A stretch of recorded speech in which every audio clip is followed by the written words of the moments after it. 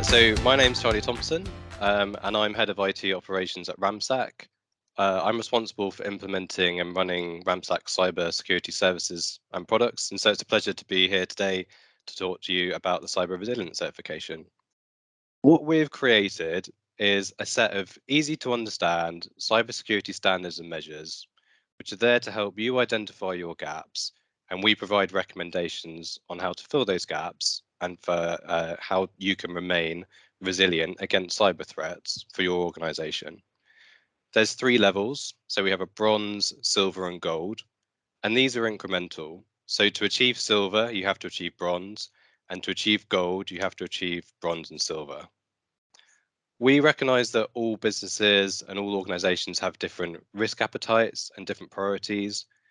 But as a minimum, we'd love all of our customers to achieve bronze and really strive towards achieving silver and gold.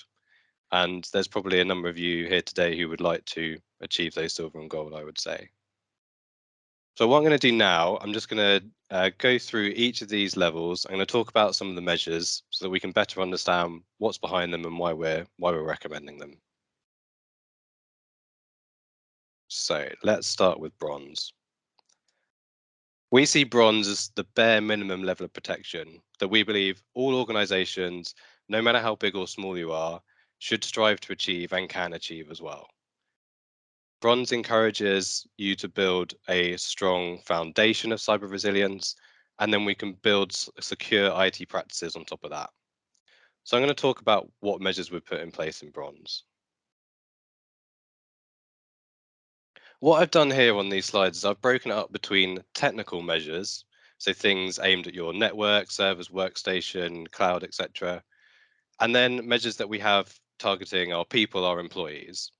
So 95% of cyber breaches actually occur through human error. People can be your biggest weakness, but we also see them as your biggest defense, which is why as part of these resilience certification levels, we're really keen on focusing on our people as well. So I'm going to talk through some of the technical measures first, and then I'll move on to people. So we recommend having an enterprise antivirus. That's to protect against viruses and malware. We have a firewall for any local sites you have to protect your network from intrusion or unauthorized access. Device encryption is really, really important for any devices that are out and about, so especially laptops. If devices are encrypted and then they either go lost or they get stolen, the information that's on them remains safe because it's encrypted. Supported Windows operating systems or Mac operating systems and other business critical software. It's really important that these remain up to date so that they continue to receive security fixes and updates. We have patching schedule. We recommend all servers and workstations are in some sort of regular patching schedule. Patches are regular security fixes and vulnerability fixes that vendors push down, and they need to be installed in a timely manner to prevent those from being exploited.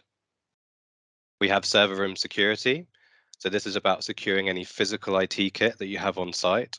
So any spare laptops, any firewall, any storage devices need to be behind a locked door with that access controlled and ideally audited.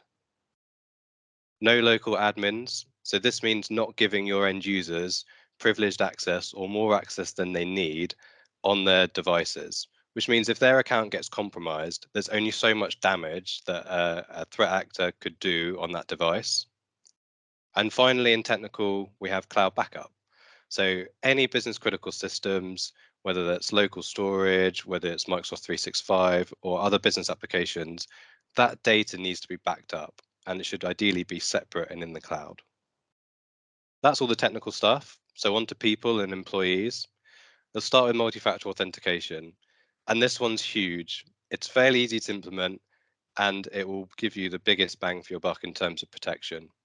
When we see clients take on MFA, it reduces their chance of having a cyber breach by 90%, which is huge. And it may seem like a small inconvenience to set up and for your employees, but having a breach is a much bigger inconvenience, I can guarantee that. We have new starter security training. So any new starters must do security training before they touch customer information within 30 days of them starting in the organization. And finally, we have an IT security policy. So this is all about setting expectations with your employees in terms of safeguarding your customer data and your systems, proper use of IT and things like that. So that's bronze. We'll move on to silver.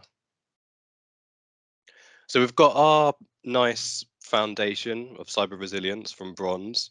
We can now build upon that with silver. And in silver, we put a particular focus on people and strengthening our human firewall. It's building up our people as our first line of defense. And we've also got some measures in here that help to control assets across your organization. So let's do the same again and have a look at these. And you'll see actually for silver, we've got more of a balance between technical measures and people measures. But I'll start with technical again. So advanced threat protection, this is building upon our antivirus protections from bronze, specifically calling out here that we need some anti-encryption service. So during a ransomware attack, what will happen is your files will start to be encrypted, and the threat actor then will want to charge you a ransom in order for you to get those files back. ATP can actually detect that that encryption attack is taking place. They can stop it and then roll back encryption or restore files from backup so that you're not impacted. So we think this is really important for Silver. An email spam filter. So malicious emails, if we can prevent as many of those getting through to our employees as possible, then that reduces the chance of there being successful phishing attempts. Mobile device management is becoming even more important with mobile devices. It's so easy nowadays to get access to business customer data on mobile devices, on personal devices. It's really important there's some sort of mobile device management or mobile application management protection of that data on those devices, and that you retain control of that. And then we have software updates and controls. So in bronze, I talked about how important it is to have software remain up to date. And this is about automating as much of those updates as possible. So have you got business critical applications where as soon as an update is available, we can automatically apply it to as many workstations as possible. And finally, automated patching, a similar concept. As soon as patches are available, can we make sure they're applied in a timely manner? So that's technical for Silver, and on to people.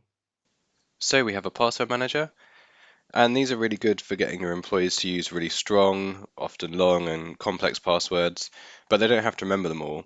They're stored in your password manager, and all the employee has to remember is their master password, and you can get plugins for your browser, so that puts password on automatically for you, and they're really great. We have phishing simulation, so creating fake phishing emails, sending them to your employees and seeing who gets caught. It's quite interesting to see. And if anyone does get caught, we can focus training on them to encourage them not to get caught again. Ongoing security training.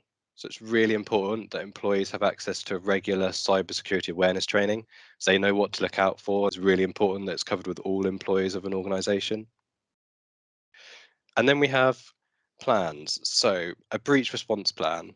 If you suffered a cyber breach this afternoon, do you know what you would do? Do your employees know what to do about quarantine devices, who to contact, and how you would respond? So a breach response plan is really important. And then finally, we have the business continuity plan or disaster recovery plan. If a cyber breach means that you can't use any of your business critical systems, how do you continue to operate as a business, as an organization? Having a business continuity plan will help you to be able to respond in the event of a disaster. And it's really important that especially senior managers know what to do in these situations. That's silver. We'll move on to gold.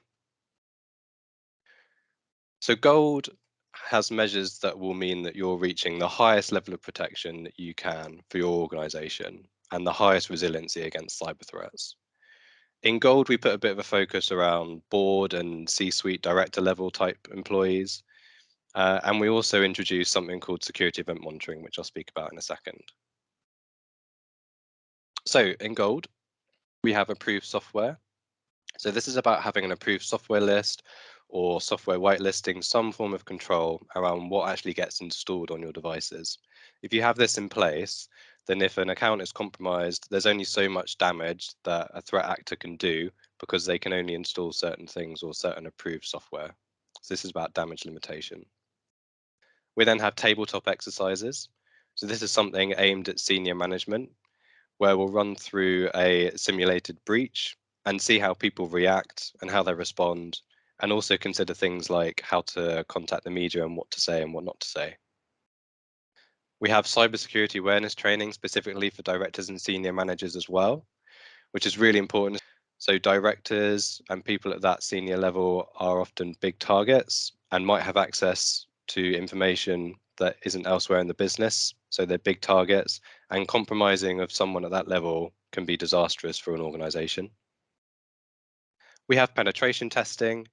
So this would take a form of technical or social penetration testing. With technical, it might involve an ethical hacker trying to gain access to your network, trying to compromise a website or one of your business systems to see what information that they can steal or what damage they can do to your network. And then the social aspect is trying to glean information from employees of your organization through social engineering attempts. And finally, security monitoring. So this would be proactive security event monitoring, proactively looking for signs of a breach or potential breach or insider threat, and then responding to that, clarifying it, dealing with the threat, and resolving the issue. And that's it, essentially. Those are our 3 levels with our different measures. And what we'd love to work with all of you to perform your own resilience assessments, work out where your gaps are, and then what we can do together to achieve them and strive for you to get through your bronze, silver, and gold. So there's loads of information on our website. We've also got the email address that's on the slide here. Otherwise, please talk to myself, to Rob, to your relationship manager. I'd be more than happy to walk this through with you. And as I said earlier, we'd love for all of our clients to achieve at least bronze and work up.